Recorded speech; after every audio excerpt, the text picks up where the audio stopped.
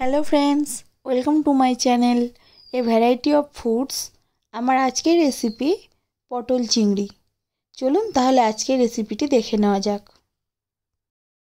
कड़ाई गरम हो गिয়েছে, এবার আমি এর মধ্যে তেল দিয়ে দিচ্ছি। আমি এখানে 5 টেবিল চামচ সাদা তেল দিয়েছি। তেল গরম হয়ে গিয়েছে, এবার আলুগুলো ভেজে নেব। দুটো মাঝারি সাইজের আলু কিউব করে কেটে নিয়েছি। আলুগুলো হালকা লাল করে ভেজে নেব। একটু নেড়েচেড়ে নেওয়ার পর দিয়ে দেব হলুদ গুঁড়ো। হাফ চা চামচ পরিমাণ হলুদ গুঁড়ো দিয়েছি। এরপর দেব স্বাদ মতো নুন। 2 মিনিটের জন্য আলুটা ভেজে নেব এবং আলুটা ভাজার সময় গ্যাসের ফ্লেমটা মিডিয়াম টু লো ফ্লেমে রাখতে হবে। আলুগুলো হালকা লাল করে ভাজা হয়ে গিয়েছে। এবার আমি একটা পাত্রের মধ্যে এই আলুগুলোকে তুলে নেব।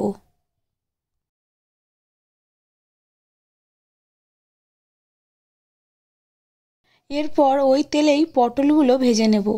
8 পিস পটল নিয়েছি আমি। পটলগুলো এবার এক এক করে তেলের মধ্যে ছেড়ে দিয়ে ভেজে নেব। এরপর দিয়ে দিচ্ছি হাফ চা চামচ হলুদ গুঁড়ো। পটল ভাজলে তেল কালো হয়ে যায়, তাই আমি হলুদ গুঁড়োটা শেষে দিলাম। সামান্য পরিমাণ নুন দিয়ে দিচ্ছি। নুন হলুদ দেওয়ার পর পটলটা আরও কিছু সময়ের জন্য ভেজে নেব। পটল ভাজা হয়ে গিয়েছে, এবার পটলগুলো একটা পাত্রের মধ্যে তুলে নিচ্ছি। তারপর কড়াইতে দিয়ে দেব 2 টেবিল চামচ পরিমাণ সরষের তেল। এরপর চিংড়িগুলো ভেজে নেব।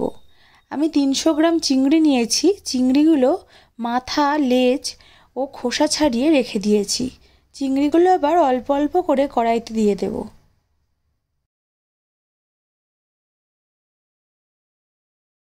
সামান্য পরিমাণ নুন ও হলুদ গুঁড়ো দিয়ে দিচ্ছি। চিংড়িগুলো আমি হালকা করে ভেজে নেব। চিংড়ি বেশিক্ষণ ভাজলে শক্ত হয়ে যায়। চিংড়ি ভাজা হয়ে গিয়েছে, একটা পাত্রের মধ্যে চিংড়িগুলোকে তুলে নিচ্ছি। এরপর ওই তেলের মধ্যেই কিছু গোটা মশলা ফোড়ন দিয়ে দেব।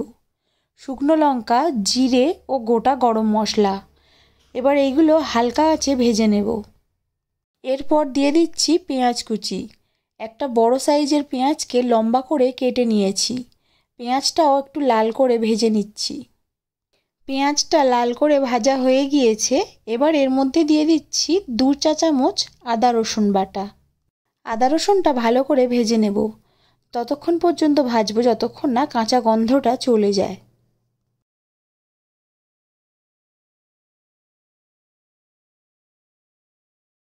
এরপর দিয়ে দিচ্ছি টমেটো। একটা টমেটো ছোট টুকরো করে কেটে নিয়েছি। টমেটোটা কিছুক্ষণের জন্য নেড়েচেড়ে ভেজে নিচ্ছি। মশলার মধ্যে সামান্য পরিমাণ নুন দিয়ে দিচ্ছি। তারপর এর মধ্যে দিয়ে দিচ্ছি সামান্য পরিমাণ জল। এক এক করে সব মশলাগুলো দিয়ে দিচ্ছি। প্রথমে দিচ্ছি হলুদ গুঁড়ো। হাফ চা চামচ হলুদ গুঁড়ো দিয়েছি। তারপর দিয়ে দিচ্ছি লঙ্কার গুঁড়ো। হাফ চা চামচ লঙ্কার গুঁড়ো নিয়েছি ও 1 চা চামচ পরিমাণ কাশ্মীরি লঙ্কার গুঁড়ো নিয়েছি। এরপর সব মশলাগুলো একসাথে ভালো করে কষিয়ে নিচ্ছি।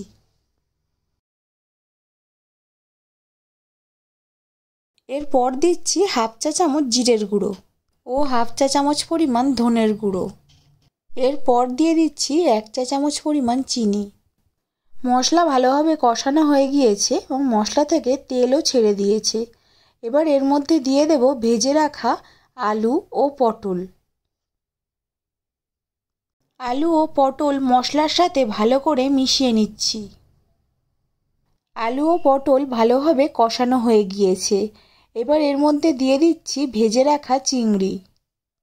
চিংড়িটা দেওয়ার পর আরও মিনিট 2 সময় ধরে কষিয়ে নিচ্ছি। এবার এর মধ্যে দিয়ে দিচ্ছি চালমগজ ও টক দইয়ের পেস্ট। সব উপকরণগুলো ভালো করে মিশিয়ে নিচ্ছি। সব উপকরণ ভালোভাবে কষানো হয়ে গিয়েছে। এবার এর মধ্যে দিয়ে দিচ্ছি হাফ কাপ পরিমাণ জল। জলটা ফুটে গিয়েছে। এবার এর মধ্যে দিয়ে দিচ্ছি প্রায় হাফ চা চামচ পরিমাণ গরম মশলার গুঁড়ো ও 1 চা চামচ পরিমাণ ঘি। ঘি ও গরম মশলা একসাথে দিলে রান্নার স্বাদ ও গন্ধ দ্বিগুণ হয়ে যায়। একদম অনুষ্ঠান বাড়ির স্টাইলে পটল চিংড়ি তৈরি। আপনারা এটাকে গরম ভাতের সাথে পরিবেশন করতে পারেন। একটা সার্ভিং প্লেটে পরিবেশন করে নিচ্ছি। ভিডিওটি যদি ভালো লেগে থাকে তো অবশ্যই আমার চ্যানেলটিকে সাবস্ক্রাইব করবেন এবং পাশে থাকা বেল আইকনটি প্রেস করে দেবেন। লাইক, কমেন্ট, শেয়ার করতে ভুলবেন না।